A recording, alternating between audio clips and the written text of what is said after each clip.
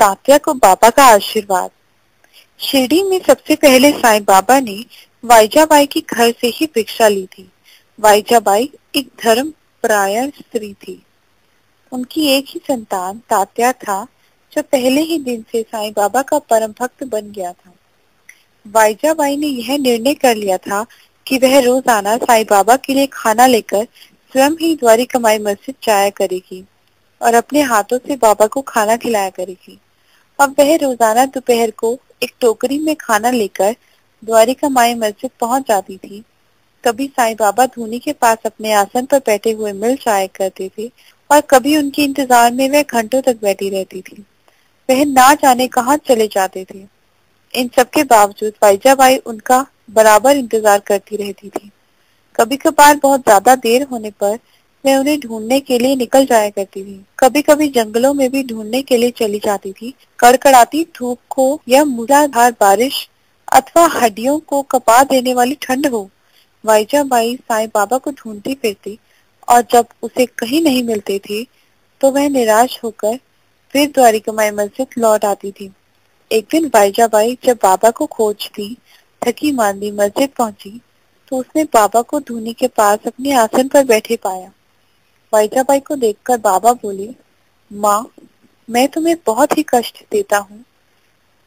जो बेटा अपनी माँ को दुख दे उससे अधिक अभागा और कोई नहीं हो सकता है। मैं अब तुम्हें बिल्कुल भी कष्ट नहीं दूंगा।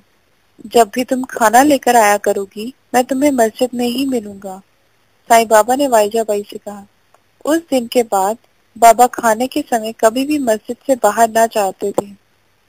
वाइजाबाई खाना लेकर मस्जिद पहुंचती तो बाबा उसे वहां पर अवश्य मिल जाते। साईं बाबा, वाइजाबाई ने कहा, ठहरो माँ। साईं बाबा खाने खाते खाते रुक गए और बोले, मैं तुम्हें माँ कहता ही नहीं, अपनी आत्मा से मानता हूँ। तू मेरा बेटा है, तू ही मेरा बेटा है। तूने माँ कहा है ना।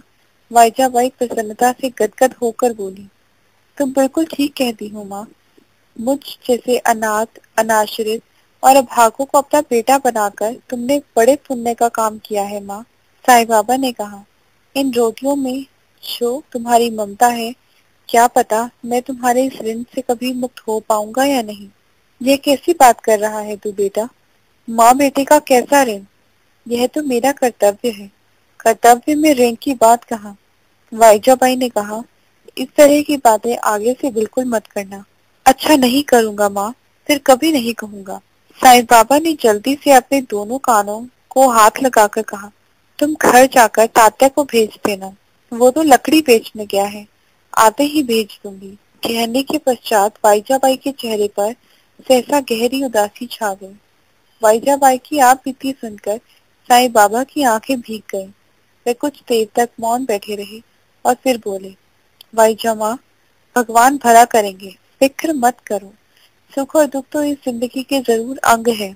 जब तक इंसान इस दुनिया में जिंदा रहता है उसे यह सब तो भोगना ही पड़ता है। वाइजाबाई की आंखें भर आई थी। उसने अपनी टोकरी उठाई और थके हारे कदमों से वह अपने घर की ओर वापस चल पड़ी। तात्या अभी थोड़ी सी ही लकड़ियां काट पाया था कि अचानक आकाश में काली काली घटाएं उमड़ने लगी। बिजली कड़कने और गरजने से जंगल का कोना कोना गूंज उठा। तात्या के पसीने से भरे चेहरे पर चिंता की लकीरें खिंच गई। वह सोचने लगा, अब क्या होगा। इन लकड़ियों के तो कोई 4 पैसे भी नहीं देगा और यदि यह भीग गई तो कोई मुफ्त में भी नहीं लेगा। घर में एक मुट्ठी अनाज नहीं है तो रोटी कैसे बनेगी। तब रात को माँ साईं बाबा की वो क्या खिलाएगी। इसी चिंता में डूबे तात्या ने जल्दी से लकड़ियां समेटी और गांव की ओर चल पड़ा। तभी बड़े जोर से मूसलाधार बारिश शुरू हो गई और वह जल्दी जल्दी पांव बढ़ाने लगा। अभी वह गांव से कुछ ही दूर था कि अचानक एक तेज आवाज आई, ओ लकड़ी वाले। उसके बढ़ते हुए कदम थम गए। उसने जोर से पुकारा, कौन है भाई। और तभी एक आदमी उसके सामने आकर खड़ा हो गया। क्या बात है, तात्या ने पूछा। लकड़ी बेचोगे, उस आदमी ने पूछा। हाँ हाँ, क्यों नहीं बेचूंगा भाई, मैं बेचने के लिए ही तो रोजाना जंगल से लकड़ियां काट कर लाता हूँ। तात्या ने जल्दी से जवाब दिया, कितने पैसे लोगे इन लकड़ियों के। जो मर्जी हो दे दो। आज तो लकड़ियां बहुत कम है और वैसे भी भीग गई हैं। जो भी दोगे ले लूंगा। लो, ये रुपया रख लो। तात्या हैरानी से उस व्यक्ति को देखने लगा। कम है तो और ले लो। उस आदमी ने जल्दी से जेब से एक और रुपया निकाला और निकालकर तात्या की ओर बढ़ाया। नहीं नहीं, कम नहीं है, ज्यादा है, लकड़ियां थोड़ी हैं, तात्या ने जल्दी से कहा। तो क्या हुआ, आज से तुम रोजाना मुझे यहाँ पर लकड़ियां दे जाया करो, मैं तुम्हें यही मिला करूंगा। यदि आज ये लकड़ियां बहुत कम हैं, तो कल लकड़ियां ज्यादा ले आना, तब हमारा तुम्हारा हिसाब बराबर हो जाएगा। उसने हंसते हुए कहा और रुपया जबरदस्ती उसके हाथ पर रख दिया। तात्या ने रुपये जल्दी से अपने अंग रखे की जेब में रखे और फिर तेजी से गांव की ओर चल दिया। घर पहुंचकर उसने माँ के हाथ एक रुपया रखा तो माँ आश्चर्य से उसका मुंह देखने लगी। इतने रुपए कहाँ से ले आया है तात्या? माँ ने आश्चर्यचकित होकर पूछा। तात्या ने अपनी माँ को पूरी घटना बता दी। ये तूने ठीक नहीं किया बेटा, कल उसे ज्यादा लकड़ियां दे आना। इंसान को अपनी ईमानदारी की कमाई पर ही संतोष करना चाहिए। बेईमानी का जरा सा भी विचार अपने मन में नहीं लाना चाहिए। वाइजाबाई ने तात्या को समझाते हुए कहा। अगले दिन जब तात्या जंगल में गया तो उस समय वर्षा रुक गई थी। आकाश एकदम साफ था। तात्या ने जल्दी जल्दी और दिन से ज्यादा लकड़ियां काटी और गट्ठर बनाने लगा। गट्ठर भारी था। रोजाना तो वह अकेले ही लकड़ियों का गट्ठर उठाकर सिर पर रख लिया करता था, लेकिन आज लकड़ियां बहुत ज्यादा थीं। वह अकेला इस गट्ठर को उठा नहीं सकता था। वह किसी मुसाफिर की राह देखने लगा ताकि उसकी सहायता से उस भारी गट्ठर को उठाकर सिर पर रख सके। अचानक उसके सामने से एक मुसाफिर आता हुआ दिखाई दिया। जब वह पास आया तो तात्या ने उसको कहा, भाई जरा मेरा बोझा उठवा दो। उस मुसाफिर ने तात्या के सिर पर गट्ठर उठाकर रख दिया। अब तात्या तेजी से चल पड़ा। अरे भाई तात्या, क्या बात है, आज तुमने इतनी देर कैसे कर दी? मैं कब से तुम्हारा इंतजार कर रहा हूँ। पिछले दिन वाले आदमी ने मुस्कुराते हुए कहा।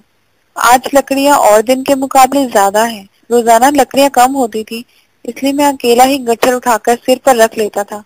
आज बड़ा गट्ठर होने के कारण मैं उसे अकेला नहीं उठा पा रहा था। बहुत देर बाद एक आदमी आया, तब उसने मेरी सहायता की और गट्ठर उठाकर सिर पर रख दिया तो सीधा भागता हुआ चला आया। इस आदमी ने लकड़ी के गट्ठर पर एक नजर डाली और बोला, आज तो तुम ढेर सारी लकड़ियां लेकर आए हो। तुम ठीक कह रहे हो, लेकिन कल तुम्हें बहुत कम लकड़ियां मिली थी, पर तुमने पैसे पूरे दिए थे, इसलिए तुम्हारा हिसाब भी तो बराबर करना था। कल तुमने रुपए दे दिए थे, उसी के बदले सारी लकड़ियां ले आया हूँ। अब तक का हिसाब बराबर, तात्या ने हंसते हुए कहा। कहा, ठीक है तात्या भाई, जिस तरह तुम ईमानदारी का दामन नहीं छोड़ना चाहते, उस तरह मैंने भी बेईमानी करना नहीं सीखा। उस आदमी ने कहा और अपनी जेब से रुपया निकालकर तात्या की हथेली पर रख दिया। लो इसे रखो, हमारा आज तक का हिसाब किताब बराबर। आज लकड़ियां और दिनों से दुगनी है, इसलिए हिसाब भी दुगना होना चाहिए। तात्या ने रुपया लेने से बहुत इनकार किया, पर उस आदमी ने समझा बुझाकर वह रुपया तात्या को लेने के लिए विवश कर दिया। तात्या ने वह रुपया जेब में रखा और फिर गांव की ओर चल दिया। अभी वह थोड़ी ही दूर गया था कि अचानक उसे कुल्हाड़ी की याद आई। जल्दबाजी में वह कुल्हाड़ी जंगल में ही भूल आया था। अपनी भूल का एहसास होते ही वह तेजी से जंगल की ओर लौट पड़ा। अब उसे वह आदमी और लकड़ियों का गट्ठर भी कहीं नहीं दिखाई दिया। उसने बहुत दूर दूर तक नजर दौड़ाई, लेकिन उस आदमी का कहीं भी अता पता नहीं था। तात्या की हैरानी की सीमा ना रही। दोपहर का समय था। आखिर वह आदमी इतनी जल्दी इतना बोझ उठाकर कहाँ चला गया? दूर दूर तक उस आदमी का पता ना था। आश्चर्य में डूबा तात्या वापस आ गया।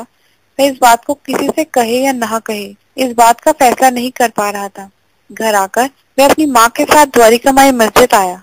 वाइजाबाई ने दोनों को खाना लगा दिया। खाना खाते समय तात्या ने लकड़ी खरीदने वाले के बारे में साईं बाबा को बताया।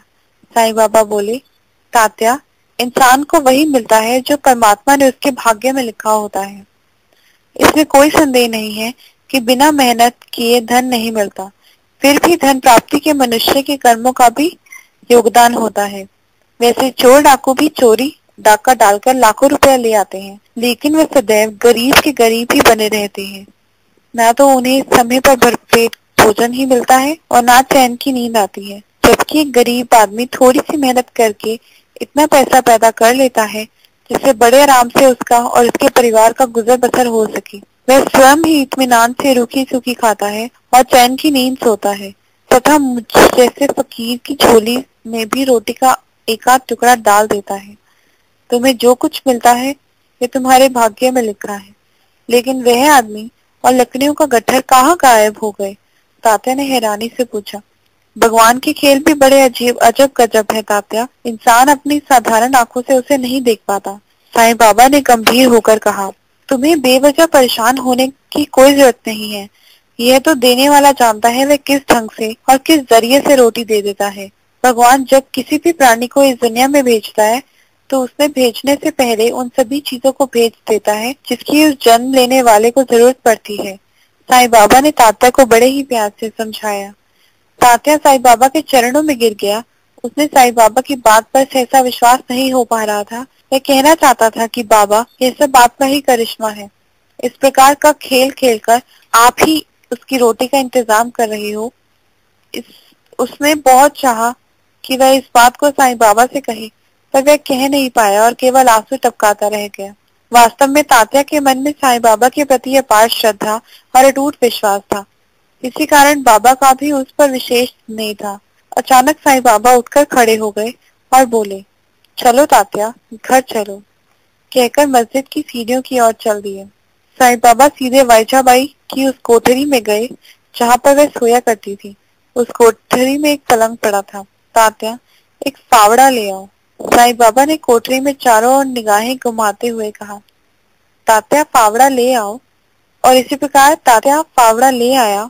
उसकी और वाइजाबाई की कुछ समझ में नहीं आ रहा था कि साईं बाबा ने फावड़ा क्यों मंगवाया है।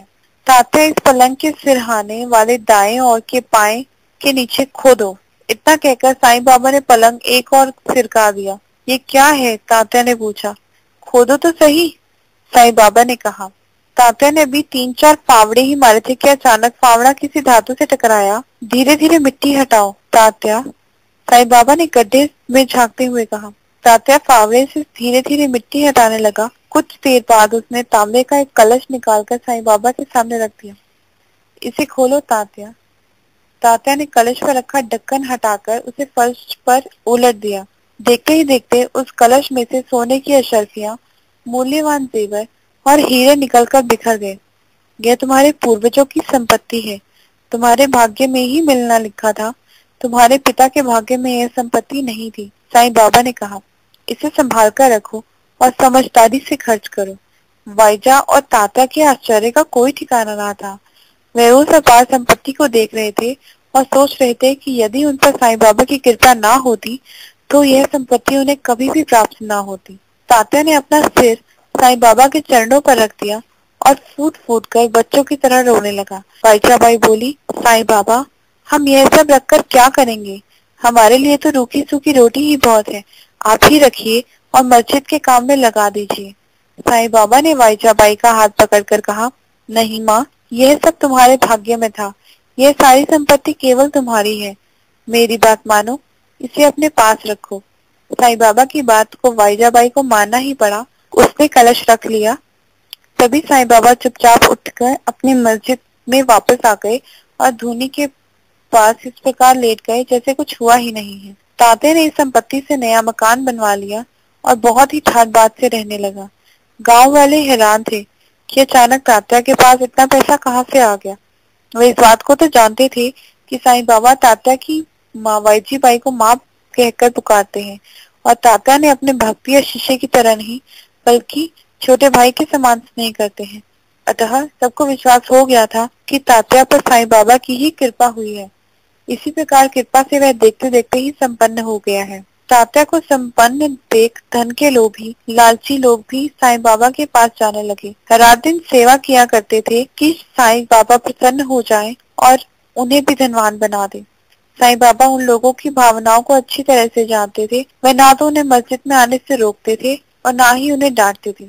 उनका विश्वास था कि यहाँ आते आते या तो उनके विचार बदल जाएंगे या फिर निराश होकर वह स्वयं ही आना बंद कर देंगे। वह किसी को कुछ ना कहते थे, चुपचाप अपनी धुनी के पास बैठे तमाशा देखा करते थे। कुछ तो इतने बेशरम लोग थे कि साईं बाबा से एकदम स्वयं को धनवान बनाने के लिए ही कहते थे, बाबा हमें भी तात्या की तरह धनवान बना दो। उन लोगों की बातें सुनकर साईं बाबा हंस पड़ते और बोलते, मैं कहाँ से कुछ कर सकता हूँ, मैं तो स्वयं कंगाल हूँ, भला मेरे पास कहाँ से कुछ आया।